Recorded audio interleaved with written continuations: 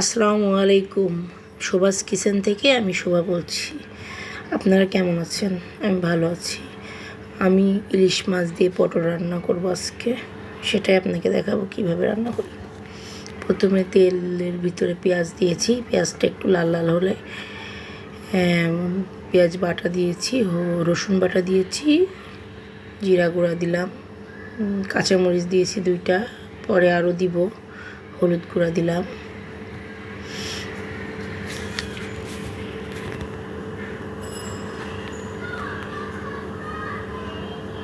মরিচ গুঁড়া দিব, ভালো করে নাড়বো। এটা একটু ভালো করে কষাইতে হবে। একটু পানি দিয়ে কষাচ্ছি যাতে কাঁচা গন্ধটা না থাকে আর কি। যত কষাবো তত মজা হবে তরকারি।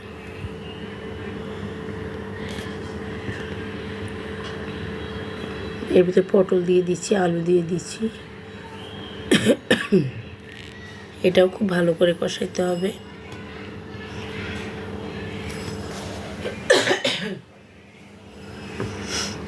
যেন কষানোর ভিতরে কোনো রকম কাঁচা স্মেল না থাকে। আমার খুব ঠান্ডা লাগছে, এই গরমে ঠান্ডা লাগছে। আপনারাও সাবধানে থাকবেন সবাই, বেশি বেশি করে পানি খাবেন।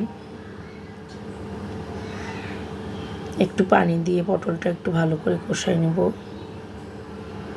বললাম না, যত কষাবেন তত ভালো হবে। আর পটলের একটা কাঁচা একটা কেমন যেন স্মেল থাকে, যেটা ভালো লাগে না আর কি।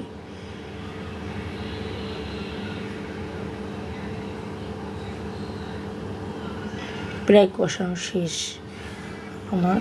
আর একটু নাড়াচাড়া করে পানি দিয়ে দিব আর কি।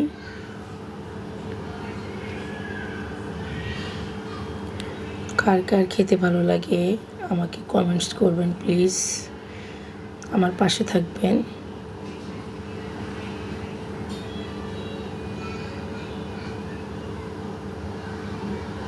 পানি দিয়ে দিয়েছি, একটু নেড়ে চেড়ে একটু পরে ইলিশ মাছগুলো সাজা দিচ্ছি।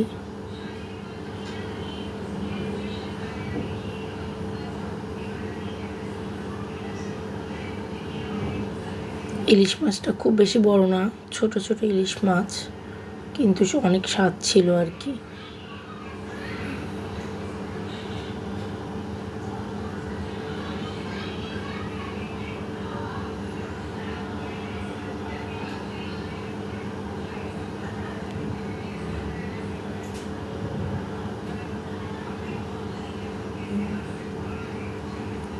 প্রায় হয়ে গেছে, ফুটে উঠছে তরকারি। একটু ফুটে উঠলে নাড়াচাড়া করে দিব। আমরা আবার এর ভিতরে ভাজনা দিই। আমাদের কুষ্টিয়া এলাকার লোকরা পটল ফুলকপির তরকারিতে ভাজনা দেয়। জিরা আর পেঁয়াজটা ভেজে তুলে রেখে পরে বেটে তরকারি লাস্ট মুহূর্তে ভাজনাটা দিতে হয়। দিলে কাঁচা স্মেলটা থাকে না পটল আর ফুলকপির, বিশেষ করে এটা দিলে একটু টেস্ট বেড়ে যায়। আপনারাও দিয়ে খাবেন, দেখবেন খুব মজা লাগবে। আর এই রেসিপিটা যদি ভালো লাগে আমার পাশে থাকবেন আপনারা, আমার ভালোবাসা দিবেন। আপনাদের পাশেও আছি ইনশাল্লাহ। আমার অবশ্য খুব ঠান্ডা লাগছে, এবার বেড়ে নিলাম।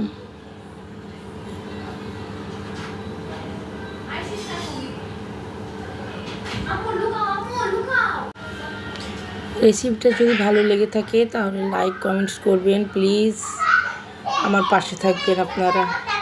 আসসালামু আলাইকুম।